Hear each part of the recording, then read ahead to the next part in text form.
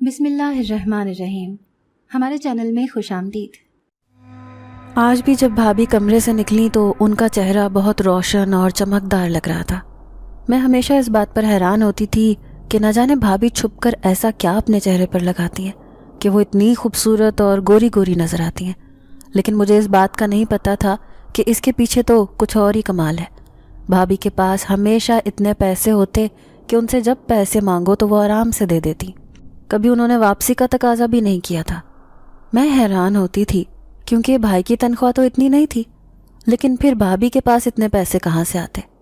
میں یہ سوچتی تو ضرور، لیکن بھابھی سے کبھی پوچھنے کی ہمت نہیں کر سکی، کیونکہ اگر میں بھابھی سے پوچھتی تو شاید وہ غصہ کر لیتی اور مجھے دوبارہ مانگنے پر بھی پیسے نہ دیتی۔ اب تو میرا اپنا لالچ بھی اس میں شامل ہو گیا تھا، اسی وجہ سے میں ان سے کبھی بھی پوچھ نہ سکی۔ لیکن جب مجھے اس بات کی حقیقت کے بارے میں پتہ چلا تو میں خوف اور حیرت کے مارے دنگ رہ گئی۔ مجھے یقین نہیں آ رہا تھا کہ ایسا بھی ہوتا ہے۔ بھابھی کے پاس بے تحاشا دولت ہونے کا راز جب مجھے پتہ چلا تو میرے رونگٹے کھڑے ہو گئے۔ بھائی کی شادی کو ابھی صرف 2 ماہ ہی ہوئے تھے اور یہ بھابھی ہم غیروں سے بیاہ کر لے کر آئے تھے۔ بھائی کو کچھ عرصہ ہی ہوا تھا کہ وہ نوکری پر لگے تھے۔ نوکری بھی اچھی خاصی تھی، تنخواہ بھی ٹھیک ٹھاک تھی، اس لیے جیسے ہی بھائی نوکری پر لگے امی کا ارمان جاگ اٹھا۔ وہ عام ماؤں کی طرح فوراً بھائی کے لیے لڑکیاں دیکھنا شروع ہو گئی۔ حالانکہ بھائی کہنے لگے کہ امی ابھی مجھے 2 سال نوکری کرنے دیں، کیونکہ تب تک میرا کریئر سیٹ ہو جائے گا اور میں اپنے خاندان کی ذمہ داریاں اچھے طریقے سے اٹھا سکوں گا۔ لیکن نہ جانے کیا بات تھی، امی بھائی کے پیچھے ہی پڑ گئیں کہ نہیں، اب میں تمہاری شادی کر کے رہوں گی۔ جب بھائی کہنے لگے کہ پہلے آپ چھوٹی کی شادی کر دیں، لیکن امی کہنے لگیں کہ وہ ابھی پڑھ رہی ہے، اس لیے اس کی شادی ابھی نہیں کرنی، پہلے تم اپنا گھر بساؤ، گھر میں بہو آئے گی، کچھ رونق ہوگی، میں سارا دن دیواروں کو تکتی رہتی ہوں، تم نوکری پر چلے جاتے ہو، وہ کالج چلی جاتی ہے، تو میرے پاس بھی تو کوئی ہونا چاہیے، تمہارا گھر آباد ہوگا، بچے ہوں گے، گھر میں رونق ہوگی، مجھے تو اب یہ گھر کاٹ کھانے کو دوڑتا ہے۔ امی نے جذباتی بلیک میلنگ کر کے بھائی کو اس بات پر راضی کر لیا اور یوں بھائی نے ہتھیار ڈال دیے۔ امی نے ادھر ادھر لڑکیاں دیکھنی شروع کی، لیکن انہیں کوئی بھی لڑکی پسند نہیں آ رہی تھی، جبکہ بھائی کی طرف سے تو کوئی خاص ڈیمانڈ بھی نہیں رکھی گئی تھی۔ بھائی نے بس یہی کہا تھا کہ یہ لڑکی پڑھی لکھی ہو، اور امی نے اپنے ذہن میں لڑکی کے متعلق کافی اونچا معیار بنا رکھا تھا۔ اور پھر کافی ساری لڑکیاں دیکھنے کے بعد جب میں اچھی طرح اکتا چکی تھی تو ایک دن میں امی کے ساتھ لڑ پڑی۔ امی آخر آپ کو کون سی ایسی لڑکی چاہیے؟ آپ نے کتنی لڑکیاں بے بنیاد باتوں کی وجہ سے ریجیکٹ کر دی۔ آپ یہ بھی تو سوچیں کہ ان کا دل کتنا برا ہوا ہوگا، لیکن آپ نے ان کے بارے میں ذرا بھی نہیں سوچا۔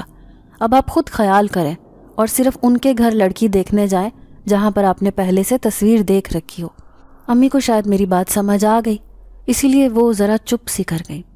پھر رشتہ کروانے والی نے کوئی 2-3 تصویریں دکھائیں جن میں سے امی کو بھابھی بہت پسند آئی، اور یوں امی جیسے ہی ان کے گھر پہلی بار گئیں تو انہیں بھابھی دیکھنے میں اتنی اچھی لگی کہ انہوں نے اسی وقت بھابھی کا رشتہ مانگ لیا اور فوراً ہماری طرف سے ہاں کہہ دی۔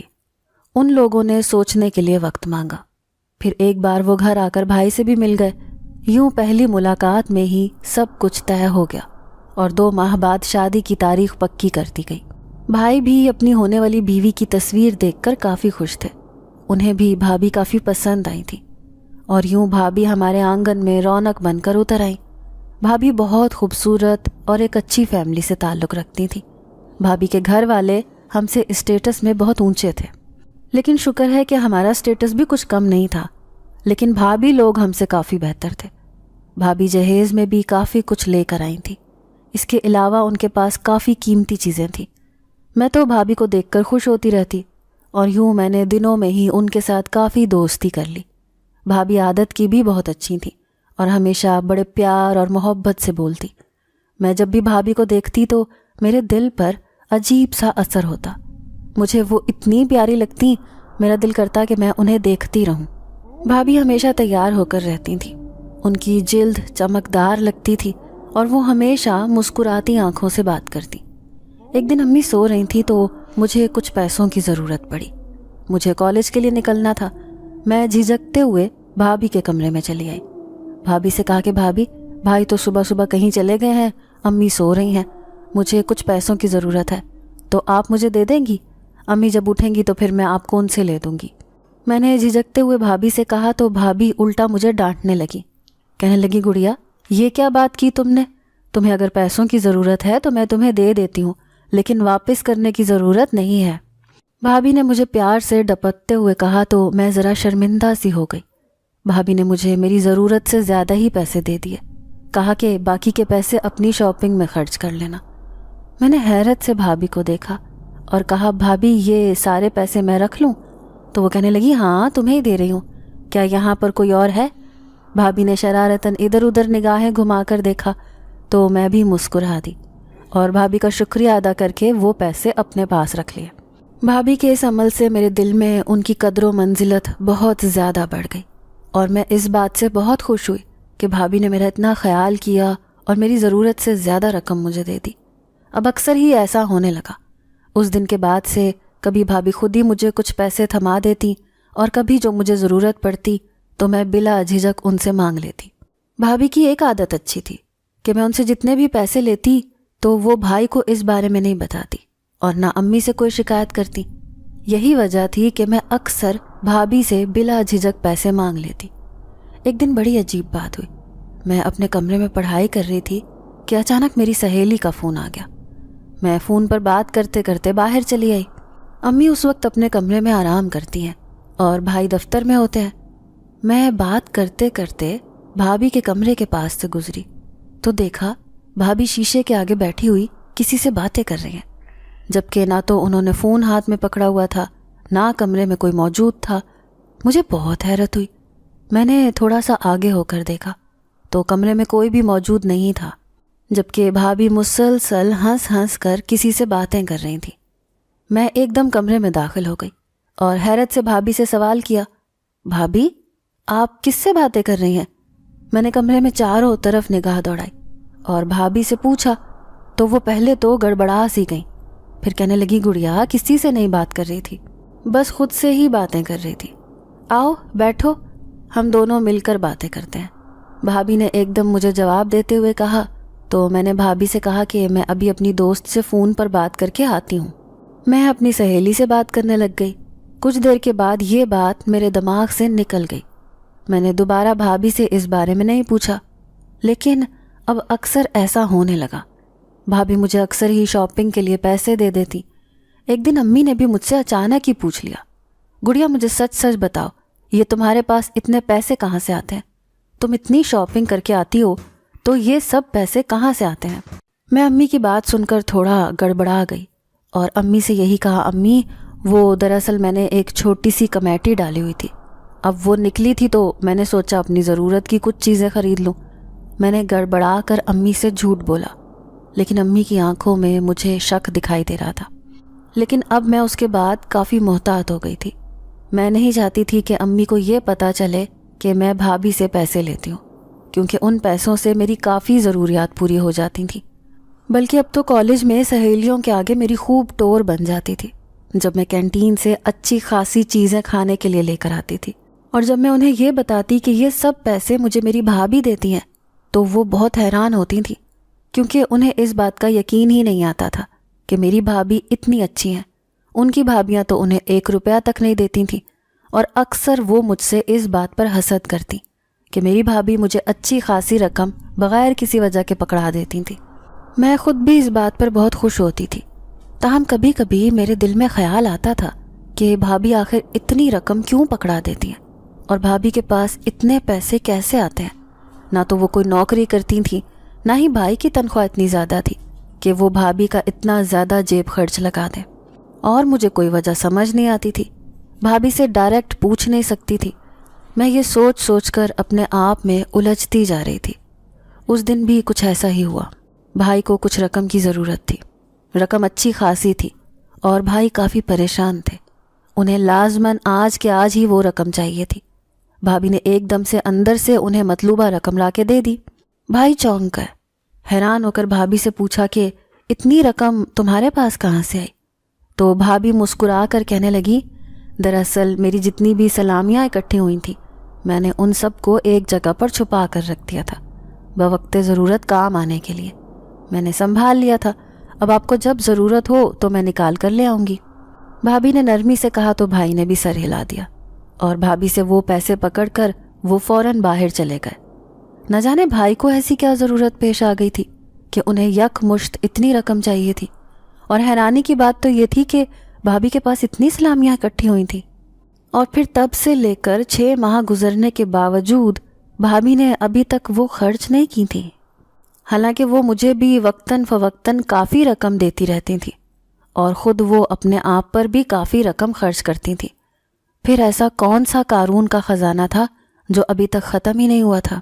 مجھے اب بھابھی سے عجیب سا خوف آنے لگا تھا، ایسے لگتا تھا جیسے وہ کچھ چھپا رہی ہیں یا پھر وہ کوئی غلط کام کرتی ہیں جس کی بدولت ان کے پاس اتنا پیسہ موجود ہوتا ہے۔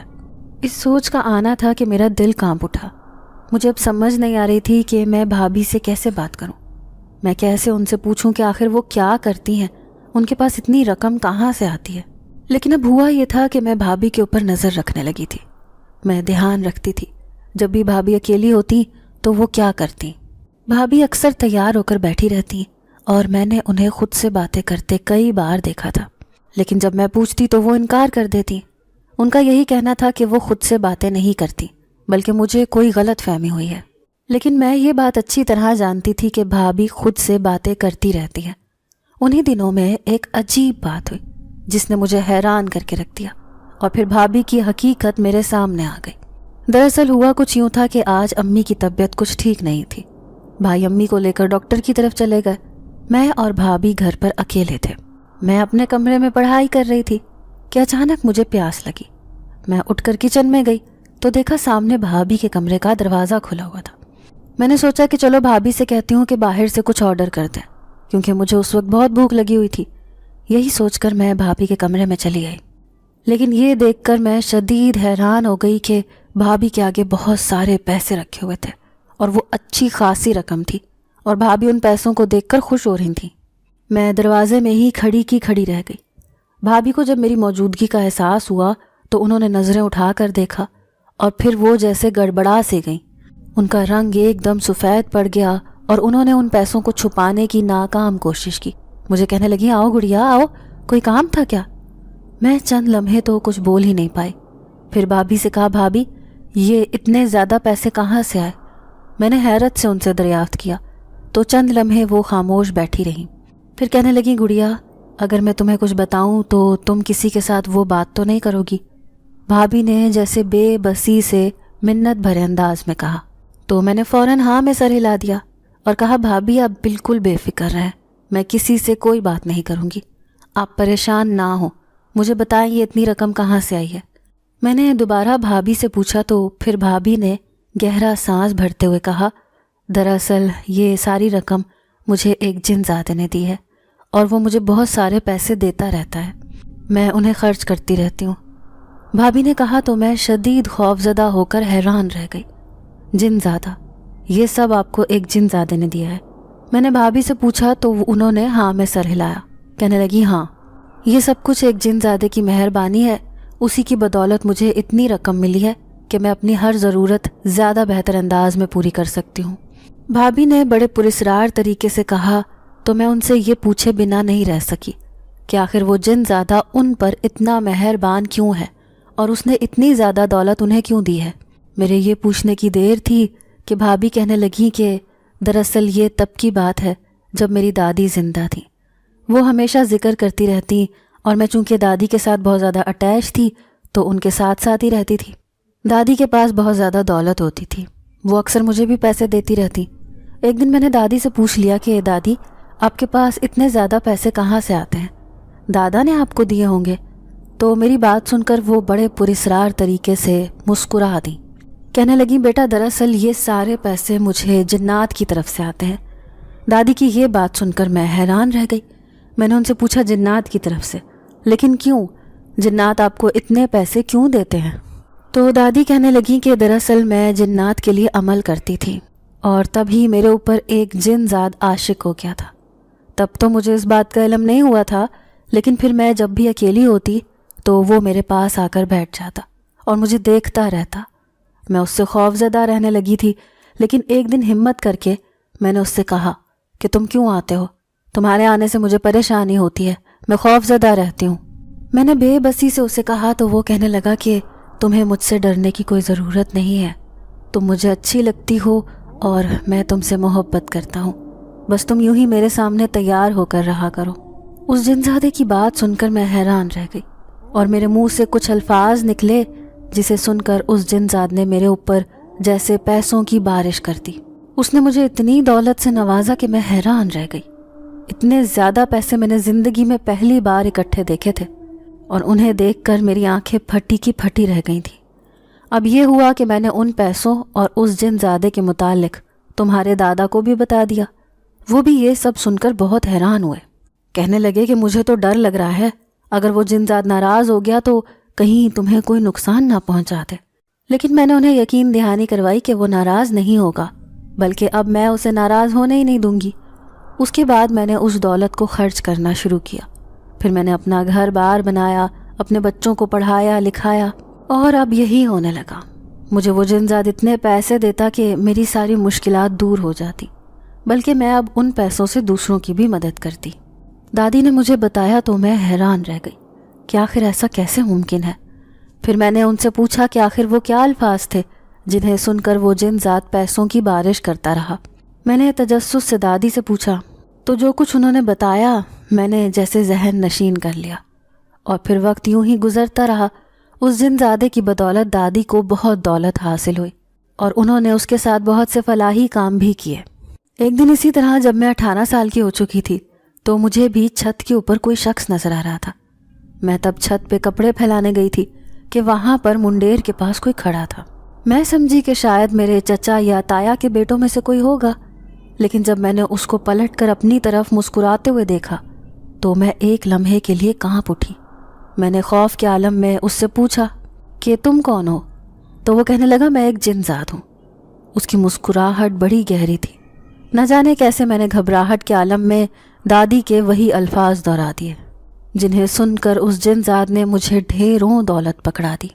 میں اتنے پیسے دیکھ کر بہت حیران ہوئی، تاہم میں اب بھی خوف زدہ تھی۔ پھر مجھے دادی کی بات یاد آئی۔ دادی نے تو کچھ ایسا ہی کہا تھا کہ وہ کلمات کہنے سے جنات پیسوں کی بارش کر دیتے ہیں۔ میں حیران تھی کہ میرے منہ سے وہ سب کیسے نکل گیا، اور اب میرے پاس بہت سارے پیسے تھے۔ مجھے اور تو کچھ سمجھ نہیں آیا، لیکن میں نے دادی کو یہ بات بتا دی تو دادی کہنے لگیں کہ اگر وہ جنزاد تم پر عاشق ہے اور اس نے تمہیں اتنے پیسوں سے نوازا ہے تو اب تم اس سے بے رخی نہیں برت سکتی، نہ ہی اس سے خوف زدہ ہو سکتی ہو۔ وہ جب بھی حاضر ہو تمہیں اس سے ہنس کر بات کرنی ہوگی، کبھی اس سے خفا مت ہونا، کبھی اس سے ناراض نہ ہونا، اور کبھی ویسے خوف زدہ مت ہونا۔ وہ ہمیشہ تم پر مہربان رہے گا۔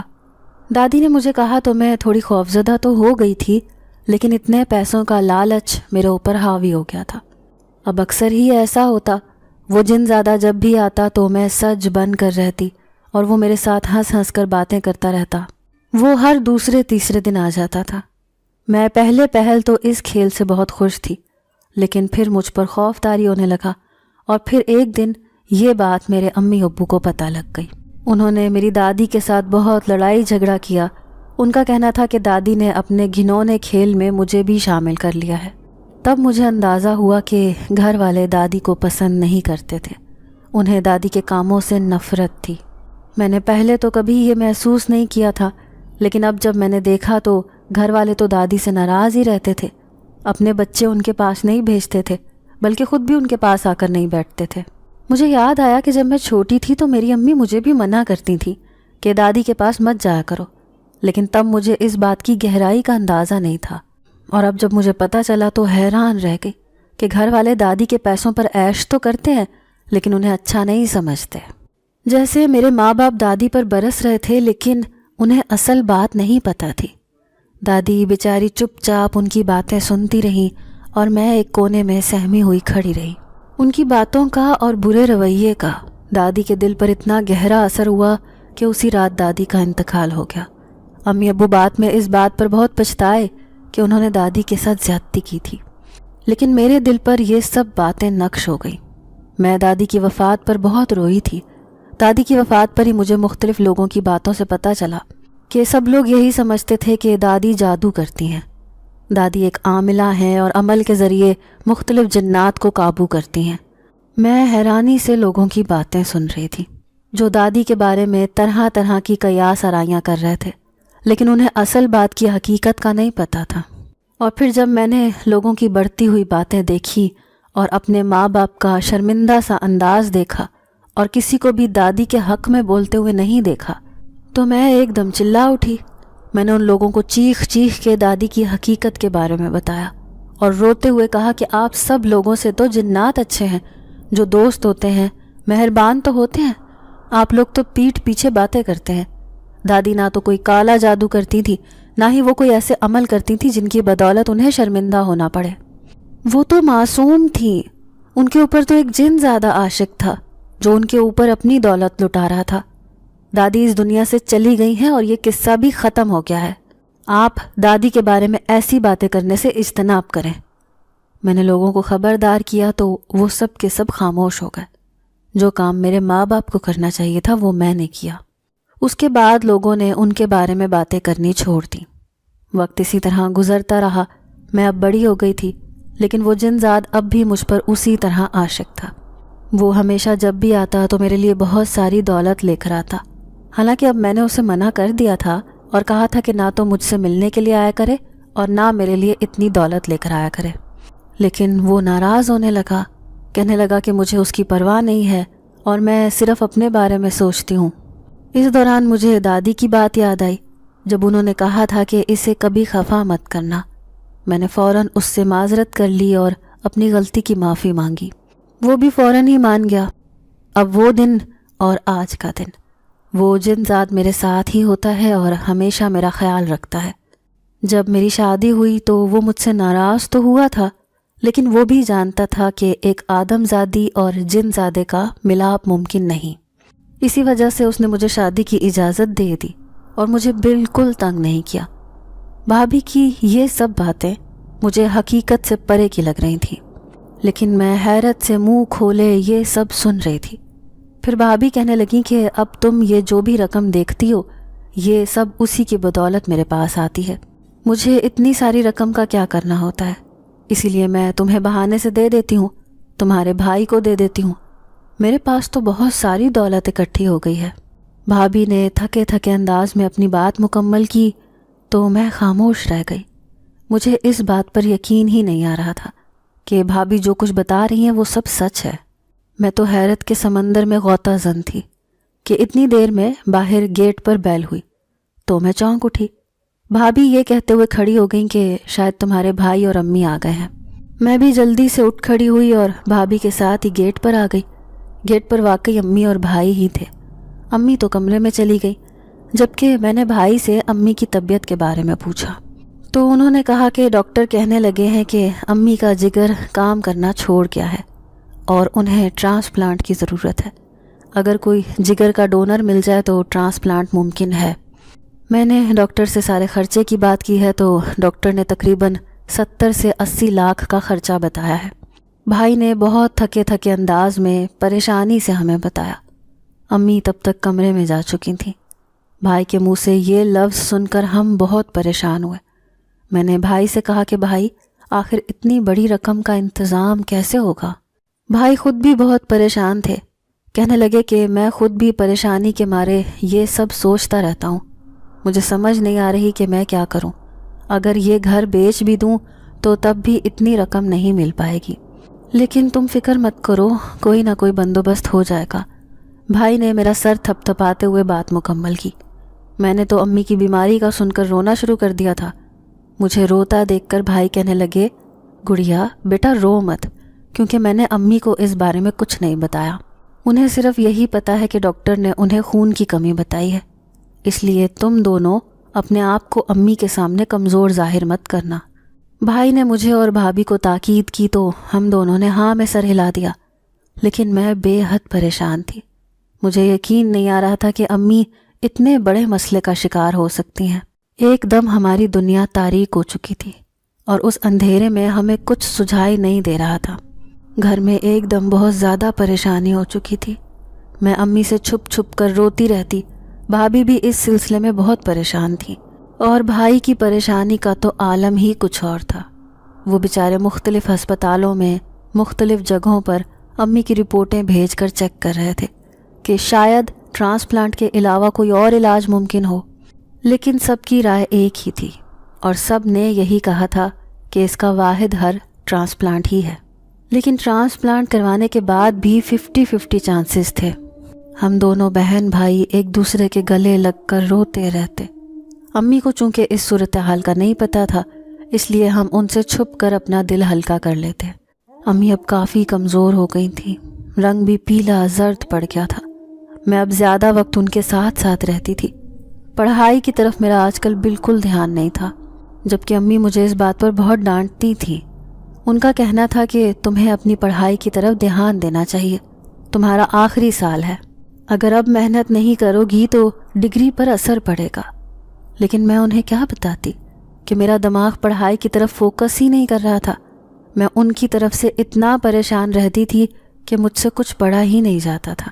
حالانکہ ایک دن بیٹھ کر بھابھی نے مجھے بہت سمجھایا، کہنے لگی کہ امی اس طرح زیادہ پریشان رہتی ہیں جب وہ تمہیں دیکھتی ہیں، کیونکہ انہیں اپنی بیماری کے بارے میں نہیں پتہ، اس لیے ان کے ذہن میں اس طرح کے خیال آتے رہتے ہیں، وہ مختلف وہموں کا شکار ہوتی رہتی ہیں۔ اس لیے بہتر یہی ہے کہ تم امی کے سامنے اس طرح کی کوئی حرکت مت کرو اور نہ ہی انہیں اس طرح سے پریشان کرو۔ بھابھی نے مجھے سمجھایا تو میں اس کے بعد اب امی کے سامنے کم ہی اس طرح کی حرکتیں کرتی تھی۔ امی اب میری طرف سے پہلے سے مطمئن تھی۔ انہی دنوں میں ایک دن امی کی طبیعت بہت زیادہ خراب ہو گئی، انہیں الٹیاں آتی رہیں اور ان کے اوپر جیسے نیم بے ہوشی سی طاری ہو گئی۔ میرے تو ہاتھ پاؤں پھول گئے۔ میں بھائی اور بھابھی امی کو لے کر ہسپتال کی طرف بھاگے۔ ڈاکٹر نے ایمرجنسی میں ایڈمٹ کر لیا اور ٹریٹمنٹ شروع ہو گیا۔ لیکن کچھ دیر کے ٹریٹمنٹ کے بعد ڈاکٹر نے کہا کہ ٹرانسپلانٹ کے علاوہ اور کوئی علاج ممکن نہیں ہے، اور اگر انہیں اسی طرح الٹیاں آتی رہیں تو پھر ہم انہیں نہیں بچا سکیں گے۔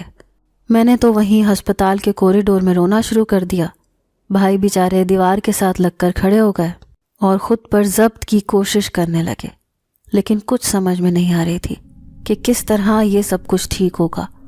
روتے روتے اچانک میری نظر بھابھی کی طرف پڑی اور پھر جیسے میرے ذہن میں ایک دم ایک خیال آیا۔ میں بجلی کی تیزی سے اٹھی اور بھابھی کے قریب گئی۔ بھابھی کو اٹھا کر میں کوریڈور کے دوسری طرف لے گئی اور ان سے منت کی کہ بھابھی آپ اس جن زادے سے اتنی رقم لے لیں کہ میری امی کا علاج ممکن ہو جائے۔ بھابھی بیچاری عجیب شش و پنج میں پڑ گئی۔ مجھے انہیں وجہ بتانی ہوگی، اور جب انہیں وجہ معلوم ہو گئی تو شاید ہمارا گھر خراب ہو جائے، ہمارے تعلق پر اثر پڑے گا۔ بھابھی نے بے بسی سے کہا تو میں نے کہا نہیں، جب آپ بھائی کو اپنے منہ سے سب بتا دیں گی، ساری حقیقت سے آگاہ کریں گی، تو انہیں کوئی پریشانی نہیں ہوگی، وہ سب کچھ سمجھ جائیں گے۔ بہتر یہی ہے کہ آپ میری امی کو بچا لیں، کسی بھی طریقے سے ان کا یہ علاج کروا دیں، میں آپ کی منت کرتی ہوں۔ میں نے یہ کہتے ہوئے بھابھی کے آگے ہاتھ جوڑ دیے اور رونے لگی۔ بھابھی بھی بیچاری بے بسی کی انتہا پر کھڑی تھی کہ اسی دوران بھائی بھی ادھر آ گئے اور میری طرف دیکھ کر کہنے لگے کہ اگر تم نے اسی طرح رونا ہے تو گھر چلی جاؤ، مجھے کچھ سوچنے دو۔ بھائی نے قدرے پریشانی سے کہا تو میں نے دوبارہ مدد طلب نظروں سے بھابھی کی طرف دیکھا، لیکن وہ مجھ سے نظریں چرا گئیں۔ میرا دل جیسے ٹوٹ سا گیا۔ میں ہارے ہوئے قدموں سے واپس بینچ پر آ کر بیٹھ گئی اور اپنا چہرہ دونوں ہاتھوں میں چھپا کر پھوٹ پھوٹ کر رونے لگی۔ ایسا لگ رہا تھا جیسے میں نے امی کو کھو دیا ہو۔ ایک ایک لمحہ ہمارے اوپر بہت بھاری گزر رہا تھا۔ امی کی خیریت ہمیں سب سے زیادہ عزیز تھی، اور اب امی ہی اندر بستر پر اس طرح لیٹی ہوئی تھی کہ ہم دونوں بہن بھائیوں کی جان حلق میں اٹکی ہوئی تھی۔ نہ جانے امی کا علاج ممکن بھی ہو پاتا یا نہیں۔ اس وقت کے بعد سے میں نے بھابھی کو دوبارہ مخاطب نہیں کیا۔ مجھے ان پر بہت شدید غصہ تھا، کیونکہ جس طرح انہوں نے اپنے گھر کے بارے میں سوچتے ہوئے امی کے علاج سے انکار کر دیا تھا، یہ بات مجھے پریشان کر رہی تھی اور مجھے ان پر غصہ آ رہا تھا۔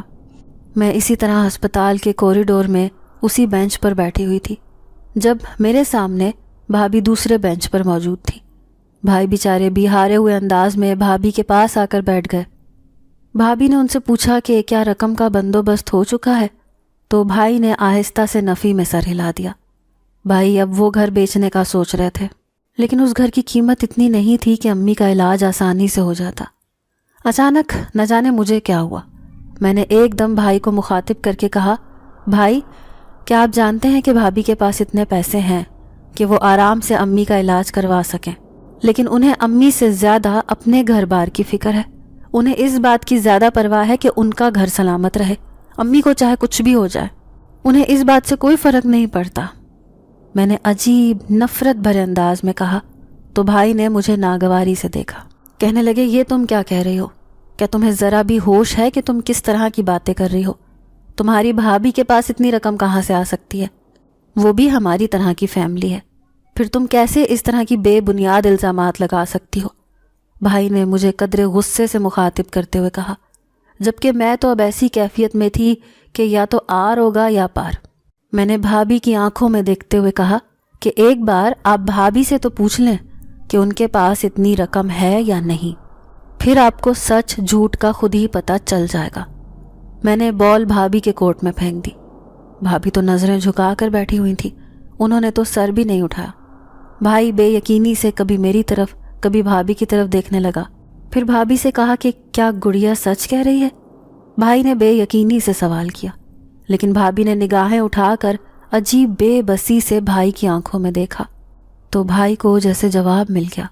وہ بھابھی کی طرف بے یقینی سے دیکھتے رہے، پھر کہنے لگے، تمہارے پاس اتنی رقم کہاں سے آئی؟ بھائی کی آواز بہت ڈوبی ہوئی تھی، اور پھر بھابھی نے ایک گہرا سانس بھرا اور بھائی کو ساری سچائی بتا دی۔ بھائی نے وہ ساری سچائی بڑی بے یقینی سے سنی۔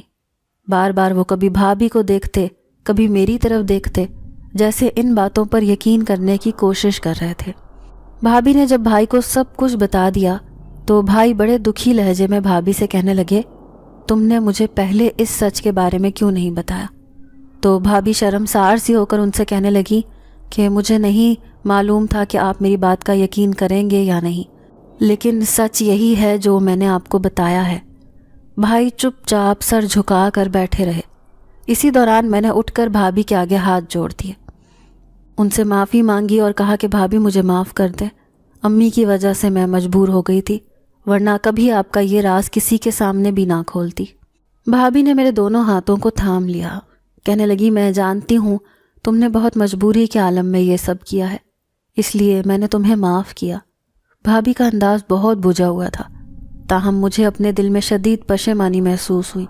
بھائی نے اس کے بعد کوئی رد عمل نہیں دیا، نہ ہی انہوں نے بھابھی سے رقم کا مطالبہ کیا اور نہ ہی حامی بھری، لیکن اپنے طور پر وہ کوشش کرتے رہے۔ اور پھر اسی رات جب امی کی طبیعت زیادہ خراب ہوئی اور ڈاکٹر نے کہا کہ اگر 2 دن کے اندر اندر ان کا ٹرانسپلانٹ نہ ہو سکا تو پھر ان کی زندگی کا کوئی چانس نہیں، اسی رات بھائی نے بھابھی سے مطلوبہ رقم لی اور ہسپتال میں ٹرانسپلانٹ کے لیے جمع کروا دی۔ میں جانتی تھی کہ بھائی بہت خوددار ہے اور ان کے لیے اتنی بڑی رقم بھابھی سے لینا ایک بہت بڑا طعنہ تھا۔ وہ ساری عمر شاید ہی اس اذیت سے باہر نکل سکیں، لیکن اس وقت چونکہ سب سے زیادہ ہمیں امی عزیز تھیں، اسی لیے ان سب باتوں کے بارے میں ہم نے سوچا ہی نہیں تھا۔ جب بھابھی نے بھائی کو مطلوبہ رقم دے دی تو میں نے ان کا بہت شکریہ ادا کیا اور کہا کہ جس طرح آج آپ نے امی کی مدد کی ہے میں وہ ساری زندگی نہیں بھلا سکتی، بس آپ دعا کریں کہ امی جلد ٹھیک ہو جائیں، کیونکہ بھائی کا رویہ بھابھی کے ساتھ بالکل ٹھیک تھا، اس لیے کہ بھابھی نے بھی اس بات کو زیادہ ہوا نہیں بنایا تھا اور میرے ساتھ ساتھ ہی رہیں۔ امی کا ٹرانسپلانٹ ہو گیا تھا اور اب وہ پہلے سے بہتر تھی۔ اس ٹرانسپلانٹ کو ابھی 15 دن ہو چکے تھے، لیکن امی ابھی بھی ہسپتال میں تھیں۔ تاہم میں اور بھابھی گھر پر ہوتے تھے، ہمیں ابھی امی سے ملنے کی اجازت نہیں تھی، اسی لیے ہسپتال میں کوئی بھی نہیں رہتا تھا، صرف بھائی صبح اور شام جا کر پتہ کرتے رہتے تھے۔ اسی طرح اکثر بھابھی کے پاس وہ جن زاد اسی طرح ملنے کے لیے آ رہا تھا۔ بھابھی خوشبو لگا کر رکھتی، جبکہ میں جب بھی دیکھتی تو نہ جانے کیوں وہ تھوڑا شرمندہ سا ہو جاتی، لیکن میں نے آج تک انہیں کبھی یہ بات نہیں جتائی تھی۔ بھائی کا رویہ بھابھی کے ساتھ تھوڑا عجیب سا ہو گیا تھا، وہ بھابھی کو بہت کم مخاطب کرتے، اس کے علاوہ ان کے چہرے پر ہمیشہ سنجیدگی چھائی رہتی۔ میں جب یہ سب دیکھتی تو دل ہی دل میں پریشان ہوتی رہتی، کیونکہ ان کے رشتے کی خرابی میری وجہ سے پیدا ہوئی تھی اور اب مجھے ہی اسے ٹھیک کرنا تھا۔ اس دن بھی بھائی ہسپتال جانے لگے تو میں نے انہیں کہا کہ آپ رکیں، میں نے بھی آپ کے ساتھ چلنا ہے۔ پہلے تو بھائی مانے نہیں کہ گھر پر پیچھے تمہاری بھابھی اکیلی ہے، لیکن میں نے کسی طریقے سے انہیں منا لیا اور ہسپتال چلی آئی۔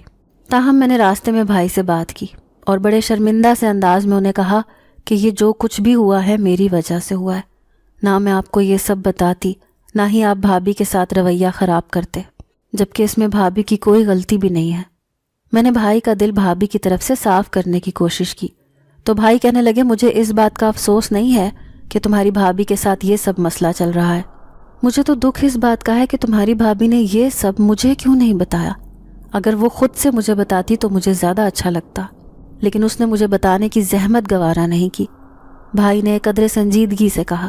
پھر کہنے لگے کہ دوسری بات یہ ہے کہ مجھے امی کے علاج کے سلسلے میں تمہاری بھابھی سے مدد لینی پڑی. یہ میری غیرت کو گوارا نہیں تھا، لیکن مجبوری تھی کہ میں نے وہ مدد لی. بھائی نے بڑے افسوس سے کہا تو میں نے سمجھ کر سر ہلا دیا. مجھے اس بات کا یقین تھا کہ بھائی نے واقعی بہت مشکل سے یہ سب برداشت کیا تھا اور نہ جانے کس طرح انہوں نے اپنے دل پر جبر کیے رکھا. لیکن یہ بات بھی سچ تھی کہ بھابھی کا اس معاملے میں کوئی قصور ہی نہیں تھا. اگر وہ جن ذات بھابھی پر عاشق تھا اور ان کے اوپر بے دریغ اپنی دولت لٹا رہا تھا تو اس میں بھابھی کا تو کوئی قصور نہ ہوا نا. بھابھی تو صرف اپنے بچاؤ کے لیے اس کے ساتھ لگی ہوئی تھیں. اگر وہ ذرا بھی اس کے ساتھ کسی بھی قسم کا غلط رویہ اختیار کریں تو شاید ان کی جان کو خطرہ ہو. میں نے بھائی کے سامنے سارے ممکنات رکھ دیے تو وہ خاموشی سے سنتے رہے. مجھے اس بات کی سمجھ نہیں آ رہی تھی کہ بھائی نے میری بات کو سمجھا بھی ہے یا نہیں، لیکن دل ہی دل میں مجھے اس بات کا بہت افسوس تھا کہ ان دونوں کے رشتے کی خرابی میری وجہ سے ہوئی تھی. 1 مہینے کے بعد امی گھر پر آ چکی تھیں اور اب بھائی اور بھابھی کا رویہ ایک دوسرے کے ساتھ بہت اچھا تھا. بھابھی تو پہلے ہی بھائی کے ساتھ ٹھیک تھی، لیکن بھائی نے بھی اب اپنے رویے کو درست کر لیا تھا. وہ جیسے سمجھ گئے تھے کہ ان باتوں میں بھابھی کا کوئی قصور نہیں. وہ جن ذات بھابھی سے اب بھی ملنے کے لیے آیا تھا اور بھائی اس بات سے واقف ہو گئے تھے، اس لیے وہ اکثر بھائی کے ساتھ بھی باتیں کرتا رہتا تھا. تاہم مجھے آج بھی اس سے خوف محسوس ہوتا. ایسا لگتا کہ وہ جس طرح کا دکھائی دیتا ہے ویسا ہے نہیں، لیکن اس نے آج تک ہمیں کوئی نقصان پہنچانے کی کوشش نہیں کی تھی اور نہ ہی وہ بھابھی کے علاوہ زیادہ کسی سے کوئی بات چیت کرتا تھا. اب تو وہ بہت دن کے بعد ہی آتا ہی نہیں تھا. انہی دنوں میں جب امی صحت کی طرف گامزن تھی تو ہمیں ایک اور بڑی خوشخبری سننے کو ملی. بھابھی امید سے تھی، جلد ہی میں پھپھو بننے والی تھی. یہ خبر پا کر بھائی اور میں اور امی بھابھی ہم سب خوشی سے جھوم اٹھے. کتنے عرصے سے اس گھر کو اس خبر کا انتظار تھا اور اب جب کہ بھائی کی شادی کو 2 سال ہو چکے تھے تو یہ خبر سننے کو ملی تھی. ہم سب بے تحاشا خوش تھے. بھابھی کی خوشی کا تو کوئی ٹھکانہ ہی نہیں تھا. لیکن جس دن ہمیں یہ خبر ملی اسی دن شام کو وہ جن زیادہ چلا آیا. آج وہ بہت سنجیدہ اور غصے میں لگ رہا تھا. بھابھی بھی خاموشی سے سہمے ہوئے انداز میں اس کی طرف دیکھ رہی تھی اور پھر اس نے جو کہا وہ سن کر تو ہمیں اپنے کانوں پر یقین ہی نہیں آیا. وہ کہنے لگا کہ میں نے جتنا بھی وقت تمہارے ساتھ گزارا ہے میں ہمیشہ خوش رہا ہوں. تم ایک اچھی لڑکی ہو اور مجھے اچھی لگتی ہو، اس لیے میں نے ہر ممکن طور پر تمہاری مدد کی. لیکن اب جب کہ تم ایک نئی زندگی شروع کرنے جا رہی ہو، اپنے بچے کی ماں بننے والی ہو، تو میں آج سے تمہیں آزاد کرتا ہوں. آج سے میں تمہارے پیچھے نہیں آؤں گا، بلکہ اب میں شاید کبھی تمہیں دکھائی بھی نہ دوں. لیکن میری ایک درخواست ہے، تم جب بھی میرا ذکر کرنا اچھے لفظوں میں کرنا. اس جن ذات نے بہت افسردگی سے کہا تو بھابھی بھی جیسے آزردہ سی ہو گئیں. لیکن شاید اس کہانی کا یہی انجام ہونا تھا. وہ جن ذات جاتے جاتے بھی بھابھی کو بہت ساری دولت دے کر چلا گیا. اس کی دریا دلی نے جیسے ہمیں خرید لیا. اس کے جانے سے میں خود بھی بہت اداس ہو گئی تھی. اس نے تو جنات کے معاملے میں میری رائے ہی بدل کے رکھ دی تھی. میں جو پہلے جنات کو غلط اور ڈرانے والی چیز سمجھتی تھی، اب میری رائے مختلف ہو چکی تھی اور میں اس بات پر یقین رکھتی تھی کہ جنات بہت اچھے اور مہربان ہوتے ہیں. وہ انسان دوست ہیں اور دوستوں کی طرح سے مدد کرتے ہیں جیسے ہم اپنے دوستوں کی مدد کرتے ہیں، کیونکہ اب تو ہمیں اس کی عادت ہو چکی تھی اور بالکل ایسے محسوس ہوتا تھا جیسے وہ اس گھر کا فرد ہے. لیکن اسے جانا تو تھا ہی. وقت نے یہ بات ثابت کر دی تھی کہ اس جن ذات نے اپنے طور پر جو بھی فیصلہ لیا تھا وہ بالکل ٹھیک تھا. بھابھی اب بہت خوش رہتی تھیں. پھر ایک دن بھابھی نے ایک خوبصورت سے بیٹے کو جنم دیا. ہمارے گھر کی خوشیاں لوٹ آئیں. اب ان میں کوئی رکاوٹ نہیں تھی. ناظرین، اگر آپ کو آج کی یہ کہانی اچھی لگی ہو تو ویڈیو کو لائک ضرور کریں अगर आपको ऐसी दहशतनाक, दिल को जकड़ देने वाली कहानियाँ पसंद हैं तो ऐसी एक कहानी रोज़ाना सुनने के लिए हमारे चैनल को सब्सक्राइब करें। इजाज़त चाहते हैं। अल्लाह हाफिज़।